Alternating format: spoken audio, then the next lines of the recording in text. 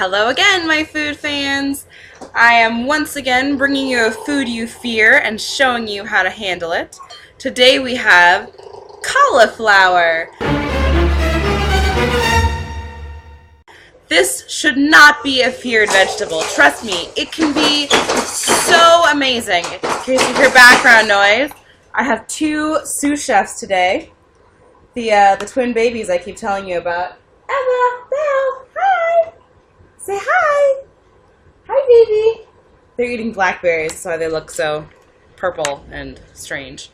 Anyhow, we have cauliflower, which if you hate it, you probably had it steamed, boiled, or raw.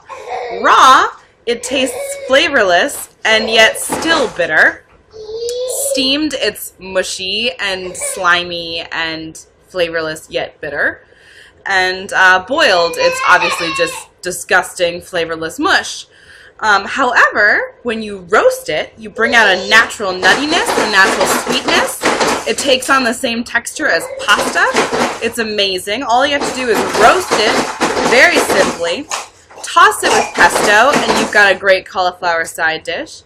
Another great cauliflower side dish is tempura battering it and frying it, or treating it like a potato, steaming it in the microwave, and then mashing it with some milk and butter, salt and pepper, and making a mashed cauliflower, which will taste almost exactly like mashed potatoes. So today, I'm going to show you two preparations, tempura cauliflower and pesto cauliflower.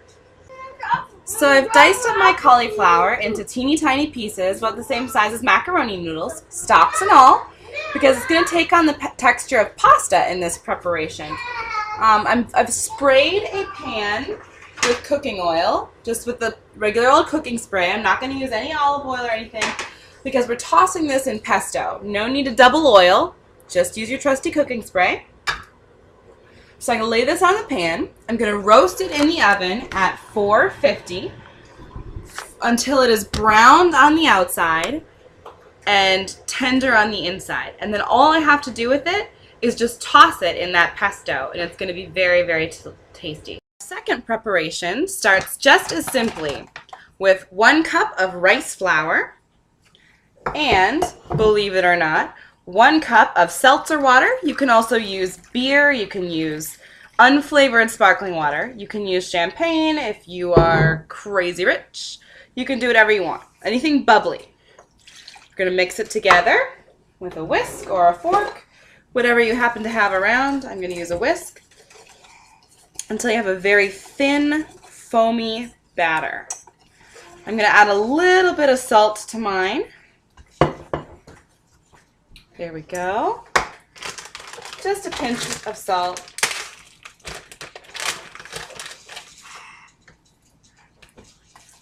Just like that. And a dash of curry powder, because curry flavor pairs very well with coconut. So I've put in a couple shakes, curry powder. Whisking it till smooth. Mine turned out a little thick, so I'm not going to be afraid to add a little more seltzer water. You don't have to be perfect to cook good food. Then I'm going to take some cauliflower florets. I'm going to dredge them in this, just dunk them in, pull them out with a slotted spoon, and drop them in the hot oil. I will meet you over at the hot oil.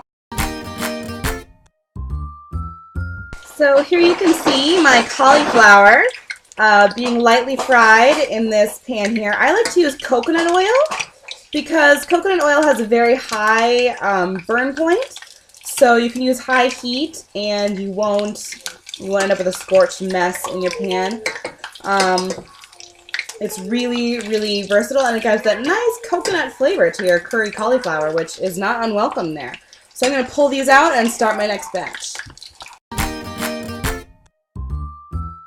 Okay, so our cauliflower is perfectly browned. I'm going to add some extra salt because nothing goes better with fried than salt. I'm going to add a little sprinkle of extra curry powder just to make sure it has that nice curry flavor. And let's give it a try. Okay.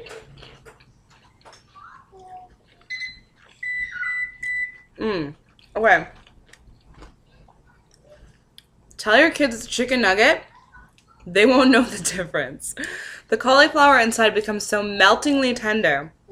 and that airy, perfect taste of tempura batter that you can only get from that rice flour instead of regular gloppy wheat flour. It's fried, but it tastes so light and so fantastic. It'll blow your mind and your kids' minds. So, try this one out and stay tuned for part 2. All right, now I know what you're thinking. You're saying, okay, so she battered and fried cauliflower. You can batter and fry a rubber tire and it'll taste fantastic. That's not a fear food fix, which is why we have my backup fear food fix, our roasted cauliflower, which we roasted without salt, without oil, anything, in the oven at 450 for about 10 or 15 minutes, just till we get this color that we're looking for here. That kind of brown on the outside and a very tender texture, very much like pasta. You should squeeze it with your eyes closed and feel like you're touching a macaroni noodle.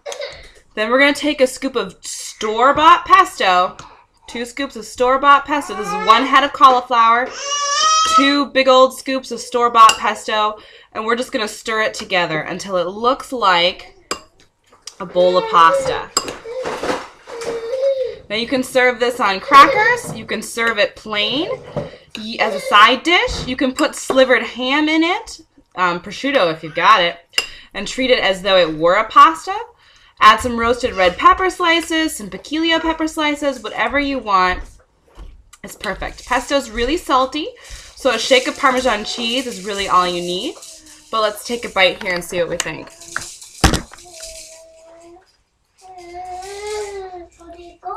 I'm telling you, if you didn't tell me this was cauliflower, I would think I was eating a bowl of noodles.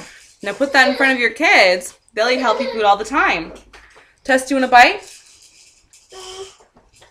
Ronnie, want a bite? Yeah, you want to be on camera? Here you go, Tess. Tell them how delicious pesto is. Where's your, we got a thumbs up sign for me? What does it taste like? Give them your food review. How does it taste? It tastes thumbs up good. There you go. You have my word and the word of a 5-year-old who can't lie. Enjoy.